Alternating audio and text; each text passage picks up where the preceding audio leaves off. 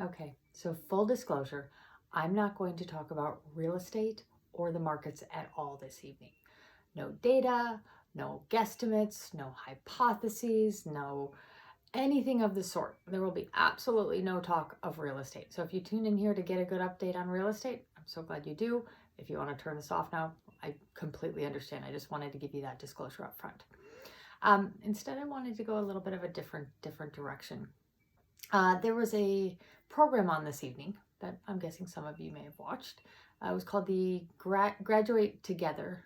It was a special that was put together for the high school seniors that were graduating this year in 2020. And it was collectively just a great group of people. Admittedly, I didn't know a lot of them, but athletes, celebrities, industry leaders, Obama was there. Just a lot of great people that had collectively come together to give our high school senior class an experience that, I didn't get this type of experience. I obviously got others that they're not going to be able to get, and I think that was the point behind it, is let's give them something really special. Anyways, I tuned in, not because I have a high school senior, but because I definitely enjoy watching Obama speak, and I thought that it could be an inspiring thing and a lot of things to take away. And as I sat there and watched some of it, I really understood. I mean, yes, they were definitely inspiring to a young generation, which I am no longer a part of. It is relative though.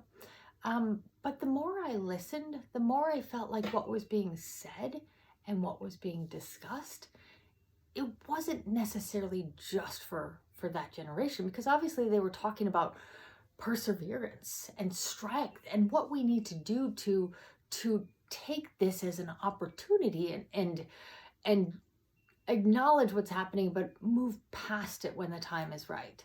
And it was very empowering for me to watch. Obama gave a fantastic speech. I think it's one of the things that I always enjoyed most about him. I never talk about politics here, which I am not going to start talking about politics now, but I will say that I thought Obama was a great president, and I've always very much liked watching him speak. I think he's just an eloquent speaker, and he's just so heartfelt, which he was this evening. But it was interesting. He really was trying to inspire our graduating class, but I thought that he was really just trying to inspire us as people. And he had broken it down to some very, very basic things that we need to do to not only get through this, but persevere and succeed in this. And I just thought I would kind of share them. They're not my ideas. I'm totally taking them from him.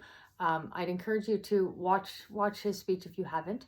But I just wanted to share those couple of things that he was talking about. First and foremost, his number one thing was don't be afraid. As a country, we have been through a lot of terrible, traumatic events, and we always come out stronger on the backside. So yes, it is scary, and yes, it is hard, but we will rebuild, and we will come back stronger. And I think that's an incredibly important reminder for all of us, whether we're graduating, whether we're not. Just this is it's okay to be afraid, but we don't need to be afraid. We need to be strong in this for one another. And if we can't be strong, we need to tap into somebody else's strength until we can get to a strong point. Do what you think is right. Do what you believe is right. And that's not the same as doing what's convenient and doing what feels right. There's a big differential in that.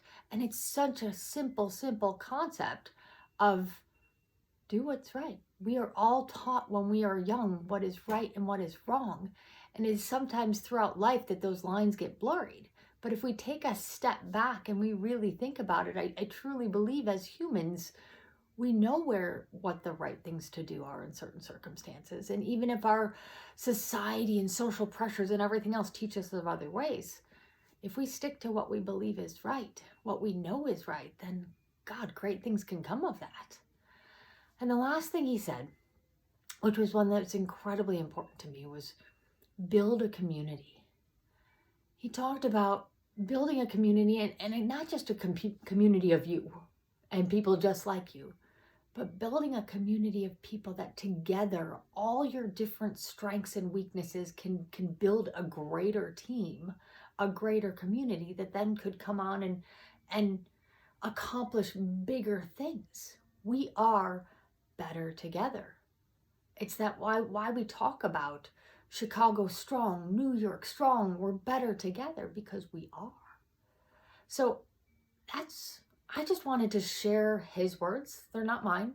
They're words that mean a ton to me, and they're alive within me. But I just wanted to have that to take away tonight, because realistically, coming out of this better than we went into it is not as complicated as we think it is. I think the things that we do are hard, not easy. They're hard, but they're not overly complex. So, on that note, be kind. Be kind to one another. Be kind to yourself. Take care of one another. Take care of yourself. Remember, now more than ever, be smart in your social distancing. Remember to be proud and supportive of your essential workers and your first responders.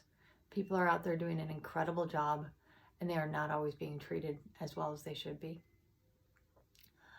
I am so honored to be a part of your journey with this. We are better together. You are part of my community, and we are one day closer to being on the backside of this.